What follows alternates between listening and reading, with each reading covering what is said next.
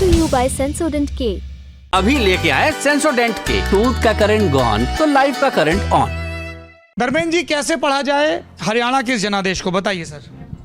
हरियाणा के जनादेश को समझने के लिए सर आप बेहतर जानते हैं रोहतक को और हरियाणा को, क्योंकि आपका इधर आपने खीर चूरमा बहुत खाया है हरियाणा का।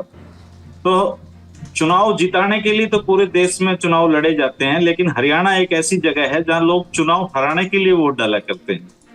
ये जब रड़क निकालने पे आते हैं तो बहुत बड़े बड़े लोगों की रड़क निकाल देते हैं। तो इस बार ये चुनाव रड़क निकालने का चुनाव था मनोहर लाल जी की। मनोहर लाल जी को जरूर करनाल की जनता ने चुनाव जिताए। बता दीजिए ये क्या हरियाणवी, जरा बता दीजिए दर्शकों को, ये क्या हरियाणवी मुहावरा है रड़क निकालना? हम रड़क निकालने के लिए वोट डालते हैं और रड़क और फड़क निकालते हैं हम इंसान की, और ऐंठ खत्म करना। रड़क निकालना मतलब ऐंठ खत्म करना। हाँ जी। अच्छा जी, बताइए। जिसकी गर्दन में लोग यहाँ पे वोट डालने जाते हैं और पूछते हैं कि आप किसको वोट डालोगे, तो ये कहते हैं जिसकी गर्दन में सरिया, उसका सरिया निकालने के लिए वोट डालने जा रहा हूं। तो जो जनता के सामने अकड़ता है यहाँ पे, ये लोग उसको हरा देते हैं। हरियाणा का वोटिंग पैटर्न ये है, सीधा सीधा। आपने देखा होगा पिछली बार बीजेपी के सारे मंत्रियों को हरा दिया लोगों ने। वो इसलिए हरा दिया क्योंकि वो जनता उनकी रड़क निकालना चाह रही थी। हरियाणा में एक शब्द काफी समय से बहुत प्रचलन में आ रहा है, जो इससे पहले केवल चौधरी बंसीलाल के समय में कुछ दिनों के लिए आया था, और ये शब्द है सुपर सीएम का। हरियाणा में कहते हैं कि दो मुख्यमंत्री हैं, एक मुख्यमंत्री नायब सैनी जी हैं और एक मुख्यमंत्री हैं मनोहर लाल जी, जिनको सुपर सीएम कहा जाता है।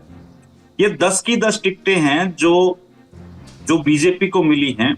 इनमें से 10 टिकटें की जो पसंद थी, नापसंद थी, वो सारी मनोहर लाल खट्टर जी की तय थी। तो जब लोकसभा चुनाव लड़ने का जब समय आया तो बीजेपी ने यह महसूस किया कि मनोहर लाल खट्टर के चेहरे पे तो हम चुनाव नहीं जीत सकते।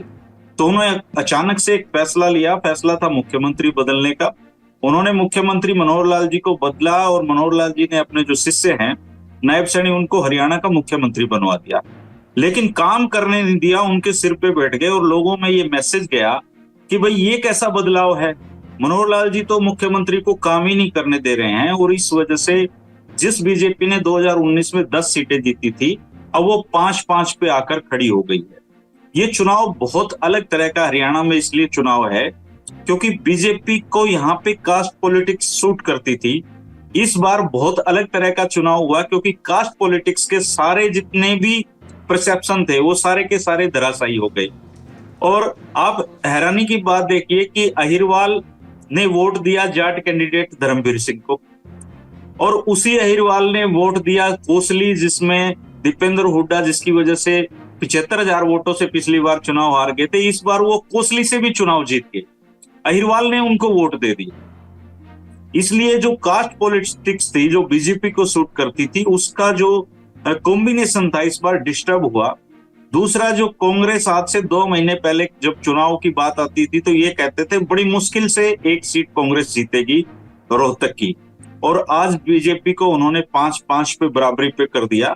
एक तो कैंडिडेट कांग्रेस के ज्यादा अच्छे थे, ज्यादा सुटेबल कैंडिडेट थे। दूसरा, कई जगह पे मनोहर लाल जी ने दूसरे अपने जो संगठन के लोग थे, भारतीय जनता पार्टी के लोग थे, उनको निपटाने के लिए उन्होंने दूसरी लोगों को टिकटें दिलवाई। जैसे सिरसा से उन्होंने अशोक तंवर जी को टिकट दे दी सुनीता दुग्गल को काटकर।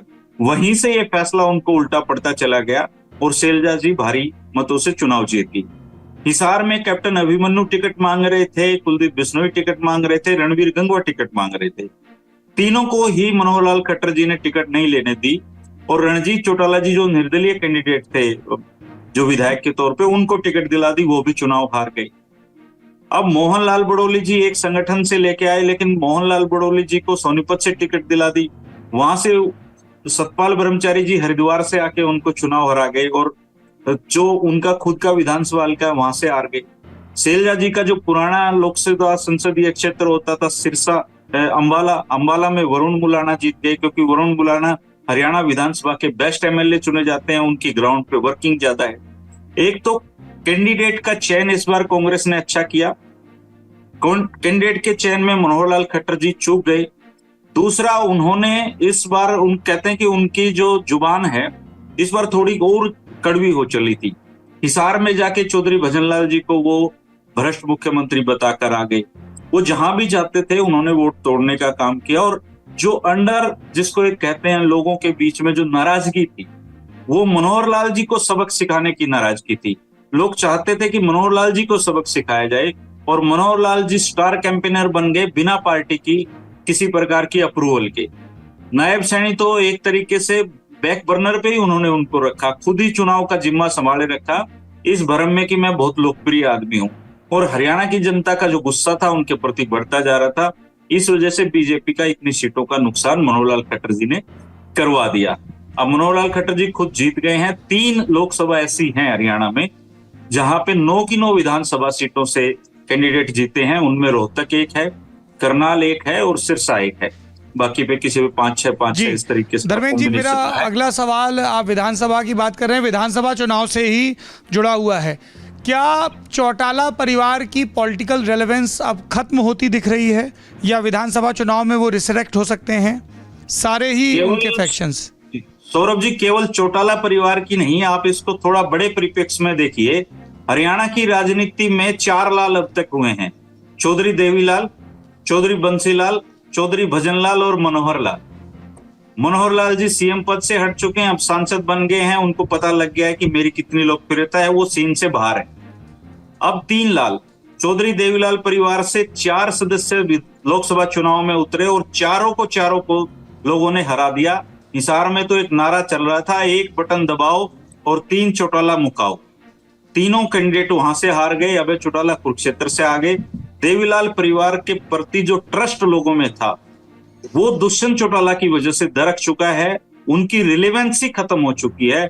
सबसे बुरे दौर में देवीलाल परिवार आज के दिन दुष्यंत चौटाला जी की गलतियों की वजह से आकर खड़ा हो गया है।